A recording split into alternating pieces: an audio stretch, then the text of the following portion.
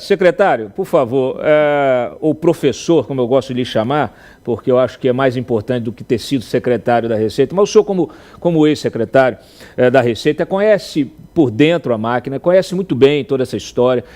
Eu lembrei mais cedo, já dias atrás, né, que durante o governo Bolsonaro, o Paulo Guedes, inclusive, queria fazer um imposto digital, mas que tinha uma outra, vamos dizer assim, um outro motivo, né, tinha um outro contexto. Era simplificação, aumento da base tributária, com simplificação, com redução da carga tributária, o que é absolutamente diferente do que a gente está vendo hoje. Mas naquele momento também, vocês sofreram um apedrejamento público. Tá? Então, assim, a reação da mídia foi brutal, a reação do público foi também, em função, muitas vezes, dessas matérias enviesadas, do discurso da oposição, que na época a oposição era a turma do PT, e vocês admitiram a derrota, assumiram essa derrota e seguiram em frente, numa boa, porque é assim que deve funcionar a política. Eu queria a sua avaliação sobre essa confusão toda e a própria postura do governo em reagir a essa questão. Que ótimo, Cláudio. Eu quero começar dizendo o seguinte: eu nunca ouvi, e esses cortes que você apresentou, eu nunca tinha visto um conjunto de disparates seguidos um do outro, feitos por autoridades governamentais, autoridades públicas, pessoas que têm a responsabilidade de falar lé com lé e cré com cré. O que eu ouvi é assustador. A primeira fala do Bessias, dizendo e misturando um estelionatário, aquele que faz uma cobrança indevida através de Pix, como a gente recebe todo dia sobre companhias de telefone, de luz, recebe contas falsas de gás e assim por diante. Isso é uma coisa, isso é estelionato, isso é crime, isso é coisa de polícia. A outra coisa é alguém na mídia social induzir pela fala do governo de que pode eventualmente haver tributação do Pix no futuro. E eu quero dizer o seguinte: nada impede que ela não possa acontecer. A começar pelo fato de que o Pix para as pessoas jurídicas já é cobrado. Existe uma tarifa de PIX para a pessoa jurídica. O que eles estão dizendo é que a legislação do Banco Central não estabeleceu cobrança de tarifa, não estou falando do imposto, tarifa sobre o PIX. Isso é verdade. Isso precisaria ter sido deixado mais claro para a sociedade para evitar essa confusão. Em realidade, essa confusão gerada pelo governo, que as pessoas que deduziram que poderia haver tributação sobre o PIX estão erradas, não podem ser criticadas. É um pensamento, é uma expectativa, pode estar certo, pode estar errado. Transformar isso em crime é um disparate, um absurdo. O segundo disparate, e esse é ainda mais grave, é o próprio ministro, que diz que quem vai na mídia social e posta alguma dúvida como essa que eu mencionei, de que o Pix poderá ser tributado, ou até alguém que afirma, eu acho que vai ser tributado, transforma isso num patrocinador do estelionatário. Você viu ele falar isso? Aquele que na mídia divulga essas notícias está patrocinando o estelionatário que vai cobrar coisas indevidas. Quer dizer, ele está misturando pensamento com ato que dá cadeia, artigo 171 do Código Penal com relação à liberdade de opinião, enfim, um disparate atrás do outro. Eu não sei se você quer focar primeiramente nessas questões, antes de entrar em questões mais profundas, se está certo ou errado, mas eu nunca vi tanta barberagem, tanta barbaridade e, mais ainda, o ministro vem defendendo a medida, o secretário da Barreirinhas vem defendendo a medida e o governo revoga. Com que cara fica esse secretário da Receita, meu Deus do céu?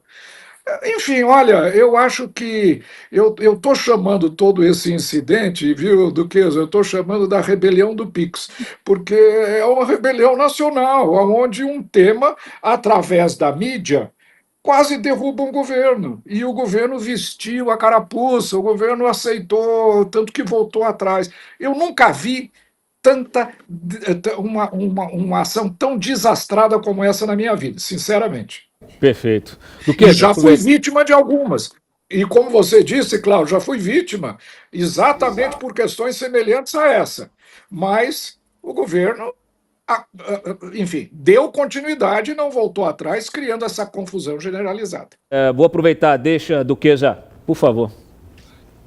O professor falou muito bem, exatamente isso, a rebelião do PIX, mas eu acho que antes da gente perceber aspectos técnicos nessa discussão, eu acho que o que fica mais claro são os aspectos políticos da discussão, em que o governo está sendo vítima de um ambiente hostil que ele criou para ele mesmo, e isso a gente não pode negar. A questão de toda a questão do arcabouço fiscal, do ajuste pelas receitas, né? Vamos aumentar impostos e nunca cortar gastos, não vamos colocar o pé no freio, a gente vai continuar tentando aumentar a carga tributária. Tudo isso criou um ambiente extremamente inóspito com a população.